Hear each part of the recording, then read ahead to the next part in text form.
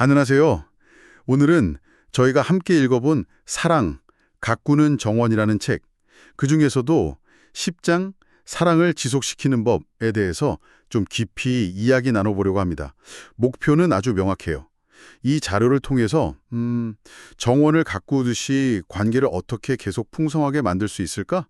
그 실질적인 방법을 얻어가는 거죠. 네, 맞아요. 이 책이 사랑을 정원에 비유하는 게 참 인상적인데요. 그냥 감정만 있는 게 아니라 꾸준히 뭔가 노력을 해야 한다. 이걸 강조하고 있더라고요. 그렇죠. 심지어 성경 구절, 고린도전서 13장 4절 말씀까지 인용하면서 사랑의 어떤 근본적인 태도 같은 걸 제시하는데 접근 방식이 꽤 흥미로웠어요. 네. 그럼 바로 한번 그 핵심 내용으로 들어가 볼까요? 네, 가장 중심이 되는 비유는 역시 사랑은 정원과 같다는 거겠죠. 처음에 그 설렘, 불꽃 같은 감정만으로는 부족하다. 계속 가꾸지 않으면 결국 시들 수밖에 없다. 이런 이야기잖아요. 그래서 고린도전서 13장 4절, 사랑은 오래 참고 이 구절처럼 인내나 온유함 같은 기본적인 자세가 필요하다. 여기서부터 딱 시작하는 것 같아요. 맞습니다. 근데 여기서 좀 재밌는 점은 그 사랑이 좀 식는 것 같이 느껴지는 시기 있잖아요. 그걸 사랑의 주기라고 부르면서 이게 어쩌면 자연스러운 현상일 수 있다고 본다는 거예요. 아, 자연스러운 거다? 그럼 그냥 둬도 되나요? 아니요, 그게 아니라 중요한 건 그때 이제 끝인가? 하고 포기하는 게 아니라는 거죠. 마치 정원사가 잡초 뽑고 물 주고 하듯이 관계를 다시 살리려는 어떤 의지적인 노력이 필요하다는 걸 강조해요.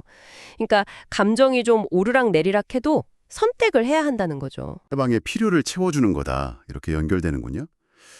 자료에서는 남성은 주로 인정과 신뢰, 또 여성은 보살핌과 이해, 이걸 통해서 사랑을 느낀다고 구분하던데 사실 이건 좀 일반화 같기도 하고요. 네, 약간 그런 면이 있을 수 있죠. 근데 여기서 중요한 건 딱 남자는 이거, 여자는 저거라기보다는 상대방에게 맞는 사랑의 영양분을 줘야 한다는 그 개념인 것 같아요. 아, 맞는 영양분. 네, 바로 그게 게리 차프만 박사가 말한 5가지 사랑의 언어 개념하고 딱 연결되는 지점이죠. 아, 그 유명한 거요. 인정하는 말, 함께하는 시간, 이런 것들. 맞아요. 선물, 봉사, 스킨십까지. 어떤 식물은 햇빛이 더 필요하고 어떤 건 물을 더 자주 줘야 하잖아요. 그런 것처럼 파트너가 어떤 언어로 사랑을 제일 잘 받아들이는지 그걸 알아내서 그 방식으로 표현하는 게 핵심이라는 거예요. 내가 주고 싶은 방식이 아니라 상대가 이해하는 방식으로요. 그렇죠. 그게 중요하죠. 그리고 긍정심리학자 마틴 셀리그만의 적극적이고 건설적인 반응이라는 개념도 나오더라고요. 네. 그거 중요하죠. 이게 그냥 상대방 좋은 일 있을 때 잘 됐네. 이 정도가 아니라 정말 진심으로 같이 기뻐해주고 막 구체적으로 질문도 하면서 그 기쁨을 더 크게 만들어주는 거잖아요. 맞아요. 갈등 해결도 물론 중요하겠지만 이렇게 좋은 순간을 적극적으로 나누고 축하하는 게 관계 만족도를 생각보다 훨씬 더 크게 높인다는 점이 되게 인상 깊었어요. 네, 그렇죠. 그러니까 부정적인 걸 줄이는 노력만큼이나 긍정적인 걸 키우는 것도 중요하다. 이런 관점인 거죠. 그리고 또 하나, 관계가 좀 오래되면 우리가 놓치기 쉬운 부분으로 데이트의 중요성도 꼽아요. 데이트요? 네. 이걸 그냥 밥 먹고 영화 보는 걸 넘어서서 뭔가 일상에서 좀 벗어나서 서로한테 집중하고 관계에 의도적으로 새로운 활력소를 불어넣는 그런 행위로 보더라고요. 정원에 비유하면 신선한 영양제를 주는 느낌이랄까요? 딱 그렇습니다. 관계의 어떤 낭만이나 생명력을 유지하기 위한 필수 투자다. 이런 시각인 거죠. 아까 말씀하신 그 50년 이상 함께 사신 노부부 이야기가 이 모든 걸 참 잘 보여주는 사례 같아요. 비결이 뭐냐고 물었더니 할아버지는 매일 아침 아내에게 사랑해라고 말하고 아내가 힘들어 보이면 그냥 말없이 손을 잡아주고 항상 최고라고 칭찬해 주셨다고. 네. 그리고 할머니는 또 남편이 하는 모든 일에 지지왕 칭찬을 아끼지 않으셨고 남편이 지칠 때 조용히 옆에서 힘이 되어 주셨다고 하고요. 정말 감동적인데 여기서 핵심은 그냥 잘했다가 아니라 각자가 상대방이 가장 필요로 하는 그 사랑의 언어를 정확히 알고 맞아요. 그걸 수십 년 동안 매일같이 실천했다는 점인 거죠.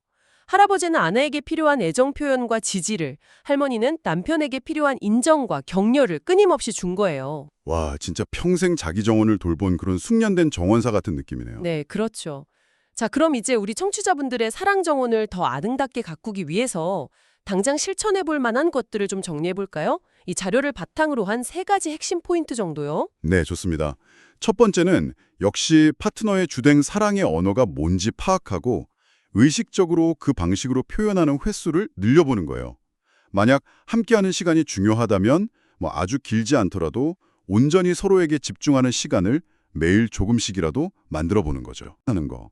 오늘 뭐뭐 해줘서 진짜 고마웠어 라든지 당신의 이런 점이 참 멋지다고 생각해 처럼요. 사소해 보여도 이런 구체적인 표현이 관계의 윤활유가 된다고 하더라고요. 맞아요. 3번째는 아무리 바쁘더라도 둘만의 데이트 시간을 정기적으로 계획하고 실천하는 겁니다. 거창할 필요는 없어요. 중요한 건 일상에서 잠깐 벗어나서 서로에게 집중하고 관계에 새로운 에너지를 주려는 그 의도적인 노력 그 자체인 것 같아요. 결국 이 책, 이 자료가 전하는 메시지는 아주 명확한 것 같습니다. 사랑은 어느 날 갑자기 찾아와서 저절로 유지되는 그런 마법 같은 게 아니라 서로의 필요에 주의를 기울이고 매일매일 의지와 정성으로 가꿔 나가야 하는 정원이라는 거죠. 네, 맞습니다. 오늘 저희가 나눈 이야기들을 바탕으로 한번 여러분의 그 관계라는 정원을 찬찬히 둘러보시면 어떨까 싶어요. 혹시 좀 돌봄이 필요한 부분이 있는지, 아니면 나도 모르게 잘하고 있는 어떤 잡초 같은 건 없는지, 그걸 발견했다면 오늘부터 어떤 작은 물주기나 잡초 뽑기를 시작해 볼 수 있을지 생각해 보는 시간을 가져보시면 좋겠습니다.